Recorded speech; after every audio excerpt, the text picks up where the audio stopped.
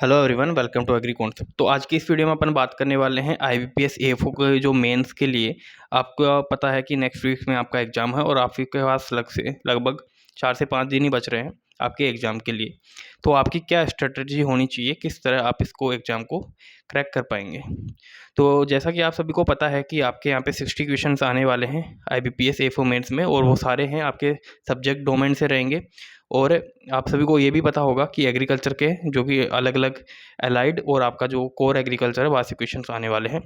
और अभी आपके पास लगभग 4 से 5 दिन है मैक्सिमम, अगर अगर मान सकते हैं। तो इसमें आपको क्या स्ट्रेटेजी रखनी चाहिए।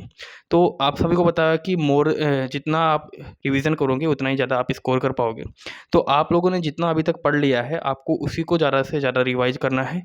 और इसके साथ-साथ में आपके जो अलाइड सब्जेक्ट्स हैं, जैसे इसमें एनिमल हस्बेंड्री आ गई, फिशरी आ गई, या फिर आपका करंट आ गया, नाबार्ड के नॉर्म्स आ गए, या फिर आपका जो सेरीकल्चर है।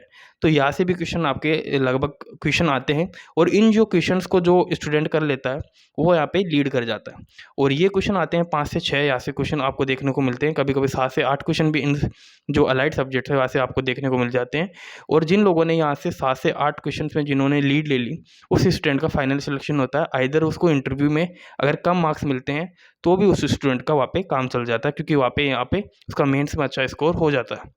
तो आप लोगों को यही करना है। अभी मेन जो है, आपको सभी को पता है, agronomy, soil science, plant breeding और एंटोपैथोलॉजी, ये सबको लगभग याद है, क्योंकि आप लोगों ने ग्रेजुएशन में पढ़ा है, बीएससी एग्रीकल्चर अगर आपने की है। और जो माइनर सब्जेक्ट होते हैं, वो आपने कभी, जैसे सेरीकल्चर है, फिशरी हुआ, नाबार्ड नॉर्म हुआ, या फिर आपका साथ में अगर देख सकते हैं इकोनॉमिक्स हुआ, ये इतना आपका बीएससी के अंदर आपका इतना पार्ट नहीं आता है इसका। तो ये आपको मोर इसको क्या करना है, सबसे ज़्यादा इस टाइम इन्हीं सब्जेक्ट्स को रिवीजन करना है, ताकि जो ये क्वेश्चन आएँगे 5 से 7 क्वेश्चन, वहाँ पे आप इसमें लीड कर जाएँगे।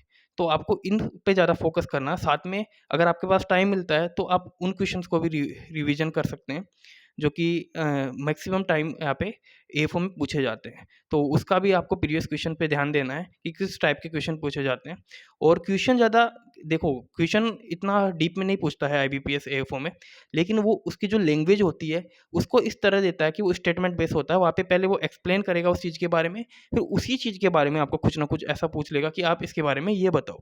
तो आप लोग वहीं पे पैनिक कर जाते हैं कि ऐसा इतना बड़ा स्टेटमेंट का बेस पे क्वेश्चन आ गया, क्या पता इसमें क्या पूछ लिया ऐसा। तो आपको क्या करना है, शांति से समझना है क्वेश्चन को, एक्चुअल में क्वेश्चन पूछ कहाँ रहा है।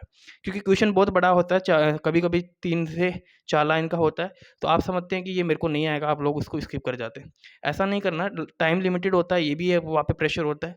आपको जो मेन जो क्वेश्चन है वो पूछ क्या रहा है, उसको पकड़ना है, और वहीं से आपको ऑप्शन में आंसर मिल जाएगा। तो आप लोगों को ऐसे पूरे क्वेश्चन को, अगर स्टेटमेंट बड़ा आता है, तो आपको वहाँ पे घबराना नहीं है कि इतना बड़ा क्वेश्चन पूछ लिया, मेरे को ये आएगा नहीं। आपको उसका मेन जो पॉइंट है, थीम है, वो देखना है कि आखिर वो एग्जामिनर क्या पूछना चाहता है, और वहाँ से आपको क्वेश्चन करना है। तो ये स्ट्रेटेजी चीज़ जो मैंने आपको बताई है, साथ में अभी आपको माइनर सब्जेक्ट्स पे ज़्यादा फोकस करना चाहिए। जो पढ़ लिया उसको वहीं पे रोक देना चाहिए। और आपको क्या करना है, जितना से जितना ज़्यादा हो सके उतना रिवीजन करना है। माइनर सब्जेक्ट पे ज़्यादा फोकस करिए, वहाँ से क्वेश्चन आते हैं। और आजकल हर एग्जाम में माइनर सब्जेक्ट से क्वेश्चन आते ही आते हैं। खासतौर से जैसे फार्म मैनेजमेंट का हुआ, या फिर एग्रीकल्चर इंजीनियरिंग वगैरह, ये भी आपको देखना है। तो ये स्ट्रेटेजी होनी चाहिए, और क्वेश्चन को ऐसे अटेम्प्ट करना है, उसमें पैनिक नहीं होना है। क्वेश्चन को मेन जो पूछना चाह रहा है एग्जामिनर, उसको